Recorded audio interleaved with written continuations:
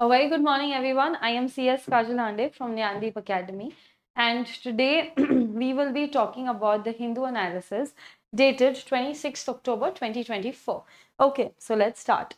We are going to be talking about 5 articles. The first one will be a very important topic which we've already discussed before. So I am going to just give you an update over this because this is something we all must be aware of.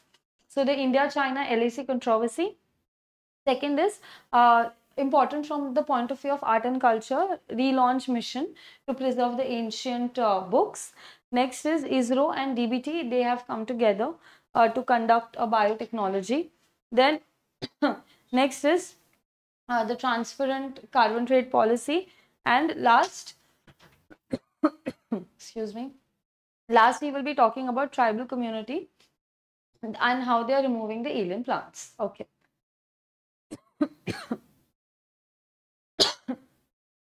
So the first topic is, we've already covered this about the whole India and China controversy and the LAC.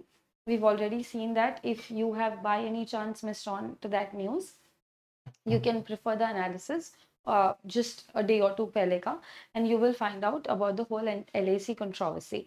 Related to that, there is an update which we will be discussing right now.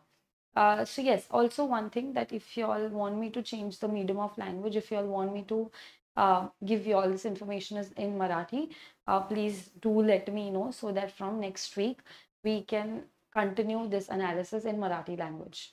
Okay, but for today we will continue in the same language. Now, India, China take up coordinated patrolling.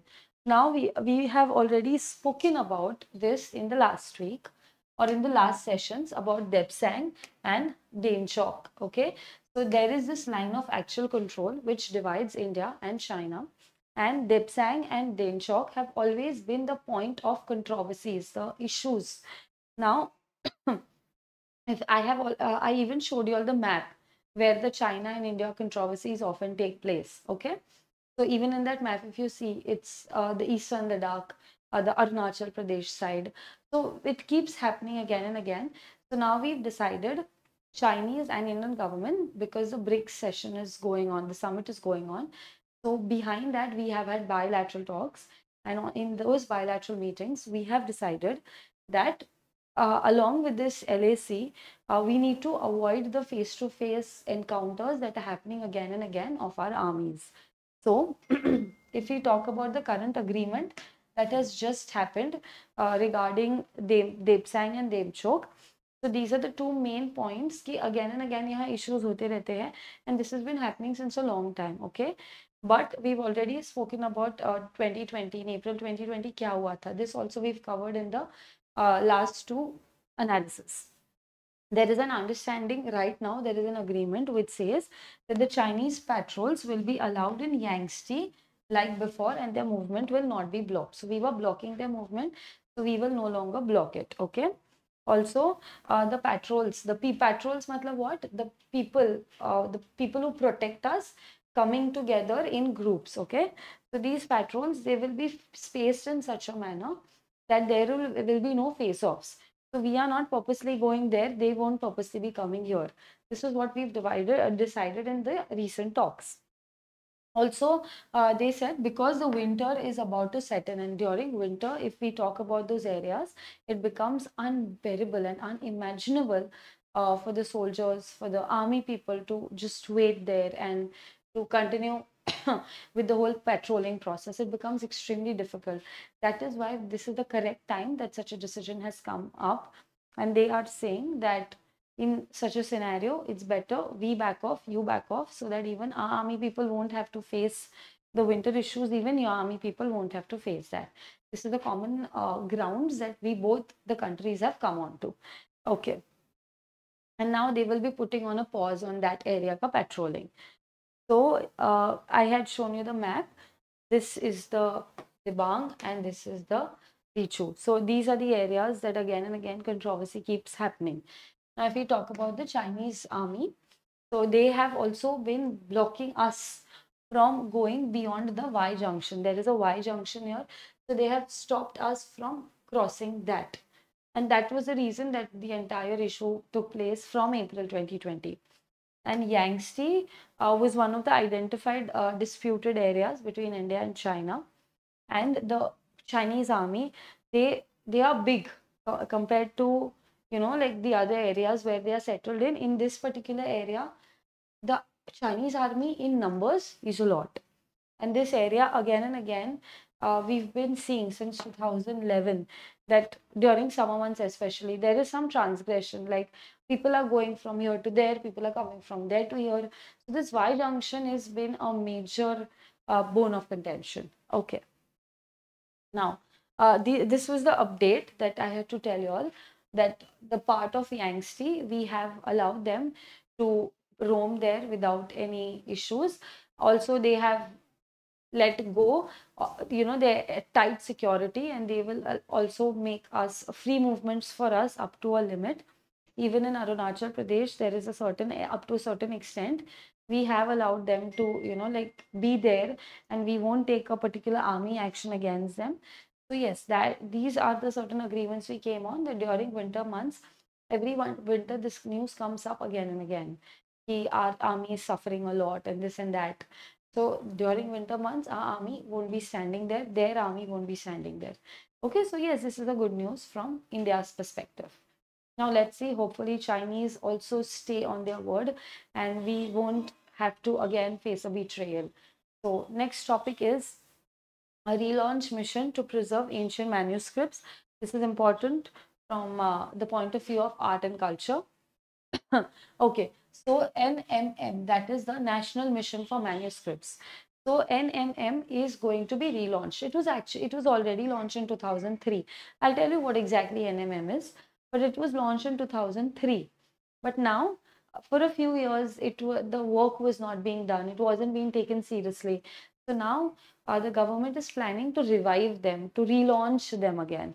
Okay. Now, what is exactly an MM? It is an autonomous body, it is an independent body. And what does it do? It preserves the ancient texts. Okay. There are other things too that the NMM does.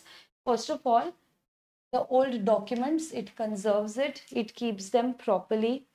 They are also responsible for making it digital, like converting it into electronic form so it can reach many people and disseminate India's heritage. It is responsible to spread India's culture, to spread the manuscripts, the old books that we have, the Vedas that we have. So it is responsible for spreading that around the nation. As I said, it was launched in 2003. It is an autonomous body. It comes under the Cultural Ministry. NNM's motto is nothing but conserving the past for the future. They want that because our manuscripts are so thoughtful, we literally have things written in our Vedas which are today being proved by science. And we have written it in the Vedas and the manuscripts long back, n number of years back. If we talk about Rig Veda, it dates up to 3,500 years ago, the Rig Vedas. So this is the amount of knowledge that our manuscripts happen. You know, they have actually given the astronomical calculations, the distances between the various planets, the distances between the earth and the moon, the earth and the sun. All these calculations were done during the manuscripts during the Veda time, and they got later on invented of late by science. Okay, so it is very important for us to preserve our manuscript, because somewhere it is also going to preserve our culture. The Indian culture is in its past. So this responsibility was taken by NMM after 2003, but in the middle period it did get a bit low. That's why we are now reviving or relaunching it. Okay. Approximately 75 of them are in Sanskrit, while 25% are in other regional languages. Okay, so this was about NMM. Now it is a part of Indira Gandhi National Center for Arts, and now the ministry, the cultural ministry, they had a meeting. It was chaired by a cultural minister, Mr. Shekhawat. The NMM stated that till date, total data, they have a 52 lakh manuscripts. Can we imagine the huge amount of number of manuscripts they have? And they have over roughly 3 lakh titles. digitized in a digital form, 3 lakh, and overall 52 lakh manuscripts. However, only one third. Okay, so if I give you an honest figure, out of these entire manuscripts, 3 lakh they have digitized, they have converted into electronic form. Usme se uploaded are only one third. Okay, so it's like almost 50,000, not even 50,000. It also stated that in the past 21 years, it had undertaken conservation of 9 crore folios. Because what happens is, you just don't have to take a book, convert it into electronic form, and you say that, okay, I'm done with my work, I'm preserving my culture. They have to protect such books which are so old, they have to protect that text.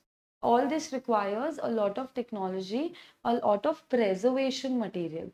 Okay, so they have been doing that since years, and this is the data that the ministry recently gave. Okay, now there is a mention of Indira Gandhi National Center for Arts. Now, what is that? It is a center for academic research, and this is obviously in the field of arts. Who wants to make their future career in arts? This is a good center for that. It has a trust, like a board of trustees. They again and again meet and they take decisions ki how is this work of protecting our manuscripts or promoting the art and culture should be done.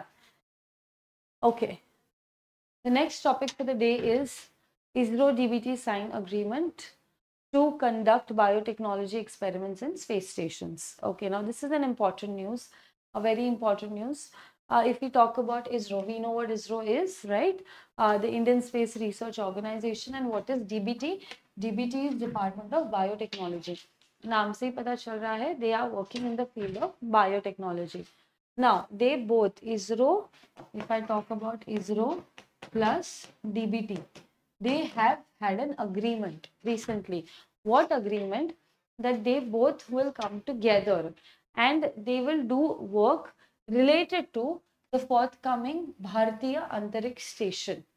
What is Bharatiya Antariksh Station? It is India's space station which India wants to, wishes to put up in space. Now, what exactly a space station is? If we talk about America, so there is a nicely equipped kind of a station. जैसे हमारा we have a railway station. वैसे there is a space station where you can wait, you can stay there for a very long time, and you have all the facilities there. Like there will be a washroom, there will be a bed, and all of that. Not exactly a bed, but yes, there will be a nice good place to sleep and all of that. So there is a space station which already we have, but that is America's space station, International Space Station, you call it ISS, International Space Station. And America being the one who keeps sending astronauts frequently here, International Space Station all around the year, 365 days, they have at least one astronaut staying there, at least one or two astronauts who's always staying there in rotations. Okay, so one goes, the other comes, then the third one comes. Now, what are they doing here? They are researching by staying there. Recently, there was a very huge news about Sunita Williams and her coming back. So, yes, she was stuck in this International Space Station itself. So now if we talk about exactly how is this connected to our news, because we are planning to do the same. Having a station in the space, a place where we can sit, we can sleep, we can eat, like it's a house in the space. Okay, so we want to do that. We want it should be India's indigenous, our own space station, Bharatiya Antariksh Station, BAS. So again, for this there would be certain experiments that would be conducted. So ISRO and DBT have come together to sign an agreement. What are the experiments that actually be going to be conducted? First of all, weightlessness. How? Because in space we don't feel weight. So how does that lead to muscle loss? Because recently there was news that Sunita Williams and other astronauts, because they are staying since so much time in the space, they've started losing onto the muscles, which is very important for your body strength and energy, right? So how does being in space affect that? The second is what kind of algae, nutrients can preserve food, because in space, obviously we can't like cook and eat, right? We need to get the food and we need to preserve it. So what algae can be used in that to preserve food for a longer time? Then also about the jet fuel, what can be done about that? What would be the impact of radiation on the health of the people who are staying in the space stations? So all these things are going to be the part of experiments which DBT and ISRO will be doing together. Now, before the Bharatiya Antariksh Station, first major mission that the ISRO is looking forward, this is huge. This BAS is something which is huge, and it is very difficult for us to even imagine something like that. So if India ISRO does something like this, Bharatiya Antariksh Station, I think it would be one of the most proudest and the most prestigious day in each and every Indian's life. It is that huge. But before BAS, ISRO also has certain bigger things to do on certain big things to do on its plate, like the Gaganyaan mission. Okay, Gaganyaan mission, ISRO wants to send a man being there, an astronaut being there, and that astronaut should go there, stay there, and come back. This is what Gaganyaan is. We have just been sending satellites. We have just been sending the yans, like the Mangalyans and everything, the Chandrayans. We've been sending yans, okay, but we haven't been sending people sitting in the yan. So yes, our next target is to do that. We need people sitting in the yan and going there, okay. So it will be India's first crewed mission. Crewed mission matlab logo ke saath with astronauts. And it is expected to be launched in 2025-2026. Trust me, mark my words today, 2025-2026, this is going to be the topic of discussion whenever it's launched, because this is something that is huge, it is challenging. A person will be sitting here in the whole, like the yarn, they will be going to space, they will be staying there, they will be doing all the research and coming back. What Neil Armstrong had done by going on the moon. So similarly, we are also planning to send someone to space via Gaganyaan, okay? And this is very soon. Now, ISRO DBT collaboration, coming back to that, this is also started this year itself, and this initiative is also called as Bio E3. Now, what is Bio E3? Biotechnology for Economy, Environment and Employment. That's a policy that is made because we want to encourage or improve our economy and improve our environment as well as employment opportunities. Now, DBT, it aims at bio-manufacturing in India. Bio-manufacturing matlab, instead of using artificial things, using the original things, using the natural things, and manufacturing various products. Okay, so this was all about the news. Now, if we talk about a Gaganyaan mission, it is going to be a 3-day manned mission. And it is going to be on the low Earth orbit. They will be sending them, that is 4-kilometer orbit, 400 kilometers, I'm so sorry. There will be 3 members in this crew. 3 people will be going to this LEO, that is outside the Earth, the lower orbit. And it will also bring them back safely. This is the whole Gaganyaan mission. As a part of this, before that, there will be 2 unmanned mission, like only the yans will go, and then finally there will be 1 manned mission. So for trial basis, we will be sending 2 unmanned missions, okay. The first manned mission, the person is sitting and going, is expected to take place in 2024. Sooner or later, we are very much going to be getting a news about this. Okay. Now, success of Gaganyaan. If Gaganyaan succeeds, we will be one of the most powerful nations along with US, Russia and China. It's only them who've been able to do that. Now, imagine if we come in this list, US, Russia, China and India. So, this is something that India is one of the top leaders, right? Now, they have human space flight capability, like humans can fly into space in these countries. So to undertake human space flight, it is the main motive of the mission that we have already explored the space. But we don't only want to go to the space. We want humans to go into the space, stay there for 2-3 days and then come back. Okay, next. The modified version of ISRO's most reliable rocket that is LVM3, okay, which was previously known as GSLV Mk3. Now we know that as LVM3.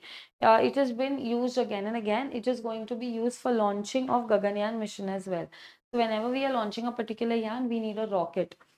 So PSLV, GSLV, these are the very famous rockets that ISRO has been using, and we have got good results with those rockets. Again, it is capable of safely transporting humans. We are reconstructing this LVM3 in that way. Like this rocket, it should send the yarn in such a way that it is capable that humans can go and come back. Okay, so this is our target. Now, if we talk about VAS, that is the space station we were talking about, the Indian Indigenous Space Station. So it will be India's first own, and we have a target of setting that till 2028.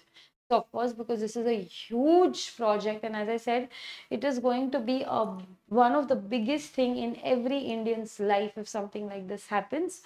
So yes, it is huge. It will take time till 2028. It will support advanced microgravity research and technology development as well. Now we are trying whenever this bus goes there, and this station should be so well equipped. It should have such recent technology that even the other developed countries get a complex that the Indian space station is so much equipped with great technology. Okay, now if we talk about this, the station's creation is a broader vision during the Amrit Kal, that is after 2028. That is like a broad vision. Also, we want to launch an operational space station by 2035 and a crewed lunar mission by 2040. So can you see, it's 2024 and they have already targets set till 2040. Now, what is the 2040 main target? They want to send people on moon. Simple. The way Neil Armstrong and others had gone. So we want to send our Indians on the moon. You do the research and then you come back. This is what the target is till 2040. So yes, ISRO does have huge targets in place. Now, what does this Bio-E3 exactly means? It is nothing but it develops advanced chemicals so that it reduces the negative impacts on the environment. It is also involved in promoting agricultural, then improving in health care facilities. If we talk about the biotherapies, the medicines, so it works in all these fields to improve a particular human being's life, in short, as well as the environment around us. Okay, and now yes, it is also working in space technology. It has been working in marine technology since many years also. Okay, next there was just a small little editorial that India must develop a transparent carbon trade policy. Now, what is exactly a carbon trade policy? This also we have seen in a Hindu analysis. I think in one of my sessions of last week. I exactly explained you all what the whole carbon exchange and carbon policy is all about and what it deals with. I've explained everything in that particular video. So now this is an advancement to that itself. It is connected. So ahead of the 29th edition of the Conference of Parties in Baku that is going to happen in the next month. So there is a renewed energy in government circles. India right now is trying a lot to transition from the carbon markets. We are trying a lot to switch from fossil fuels to the natural and renewable energy sources. Okay, so we've been trying to do that, and a specific section under the Paris Climate Agreement of 2015, it says that the counters under which the carbon markets operate, like how carbon markets operate, I have explained in the last week's analysis. And how is the trading done? Like if our country has less carbon emissions and we are permitted, for example, we are permitted 100 units of carbon emissions, but we have emitted only 60. So the remaining 40 we can trade it and we can give it to some other country. They will give money for that. Okay. So this entire carbon trading, why is this done? To prevent the greenhouse gases and to prevent the carbon emissions. Carbon market incentives, it was enabling, as I said, it was enabling parties, they could trade in their carbon credits. They could remove greenhouse gases, and when it becomes expensive for a country, like when a country has to pay 40 and 60 rupees for that, this is an example, the amounts are huge. So when a country has to pay a particular amount, so definitely, we will try even in our factories to not set up anything that way that we'll have to give extra tax or we will have to give extra money for the emissions that we are doing. Okay. So yes, so we want to switch from fossil fuels to renewable energy. That is our main mudda, main agenda. And we want to protect, conserve our forests. Even that gets counted in carbon credits. That if you are protecting, like you're working against the carbon emission and you're protecting the sources that can reduce your carbon. So even that is a part of this. Now, still, the entire thing has been explained, but there is a confusion even in the international forum, in the international diaspora, that how does this carbon credit and everything exactly work? So there is a confusion, and this is the first time that the countries will start legally demanding the credits, their claims according to this particular rule. And let's see how it happens. This is the first year that we can expect. So after a month, I'm sure we will be again talking about this, because as I said, countries will come up talking about this whole credits, and now they'll actually start dealing. Till now, we were just talking about it. We were just trying to implement how is this going to work. But now, yeah, actually, this is going to take place. Okay. Also, because India, we already have started our commitment towards non-renewable energy. Yesterday we spoke about wind energy. Previously we have spoken about solar energy. So much the government has been doing for that, right? So we have decided that we want non-fossil sources by 2030. And we want to gain. We want countries to buy carbon credits from us because we don't do carbon emissions. That's the image that we want to reach. Okay. If we talk about iron and steel industry, they are amongst the 9 types because they have a lot of carbon emission. So they are among the 9 types that are expected to meet the emission intensity by 2025. That is immediately next year. So by restricting the amount of carbon per unit, by having good regulations and rules, we can actually kickstart India's carbon market. Like we can actually start trading. We can have countries who can come to us and buy the carbon credits from us. Okay. However, because of these complex calculation and we haven't much experience of this whole trading scheme, no country in the world has. So we are at a risk of not knowing or not having the complete information. So even while we are calculating that how much carbon is saved, how much is emitted, it is a difficult challenge. But still we are trying to do that through our research institutions. And for this, we need to have a good, transparent, fair policy which matches with the international standards. Because already there is a confusion about this. So we need to have such a solid policy. Okay. And the last for the day is tribal community removes invasive alien species. Now, first of all, the Kadar tribe of Vazanchal, that is Kerala.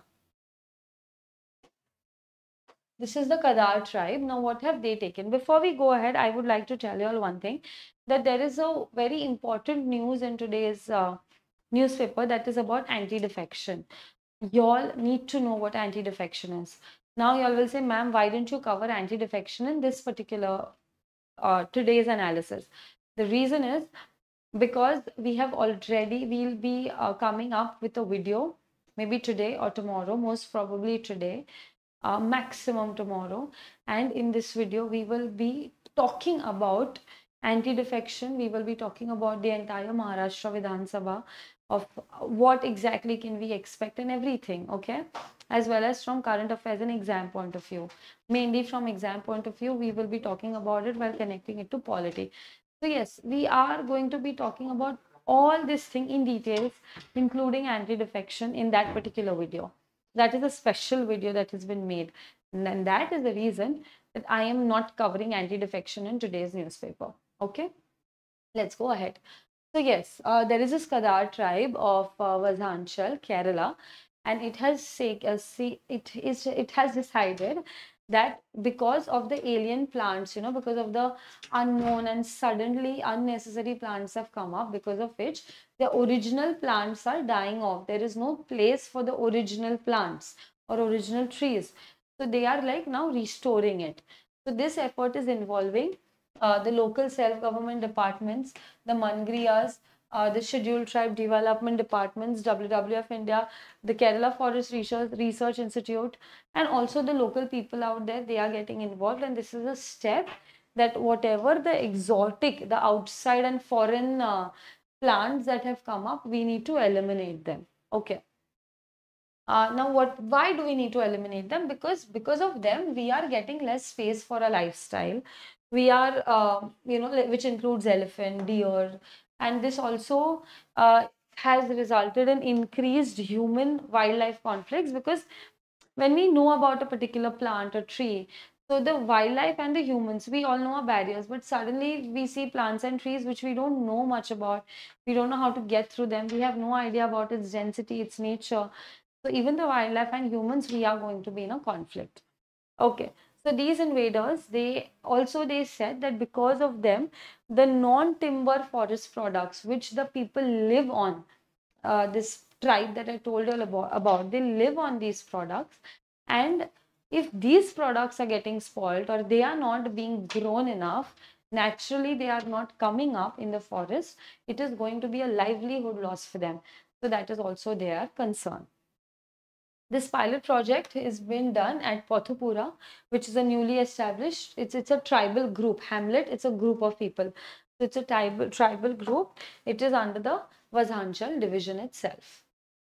Okay, now we will be talking about who are the Kadars. Kadars are a small tribal community in South India. They reside along the hilly border in the Kerala and the Tamil Nadu border, if I tell you all exactly. They are forest dwellers. They depend on whatever the forest produces. They do not practice agriculture. Instead, they are building shelters with the leaves and the tree branches, and they keep shifting their locations as and when their employment requires. Employment matlab kya? In the forest itself. Also, they prefer to eat rice, okay, which is obtained in trade or else as wages rather than subsist on food of their own growing. So instead of their own growing, they prefer कि खुद gather करने से अच्छा या खुद grow करने से अच्छा better है that we earn the wages and we go buy it, or else whatever work we are doing, in return of that, as a barter system, we need rice, we need food. This is how they operate. And they are specialized in collection of honey, wax, sago, cardamom, ginger, umbrella sticks. They keep trading this with the merchants and they earn either rice or wages. Also, they have a very deep relationship with nature and they believe in extreme conservation and protection of nature. They believe in a coexistence. Coexistence means both together, the forest, the nature, and us as humans, we can survive together. This is what they say. And they call their forests Kadu. Okay, Kadar and Kadu. So, yes, this was all about the Kadars. And this was all about today's news. As I said, please wait for the video. A very interesting video is coming up regarding Maharashtra Vidhan Sabha. So that's it, guys. We'll stop for today and I will see you all directly next week, next Thursday. Till then, wish you all a very happy Diwali. Have a safe one and please study well. Thank you.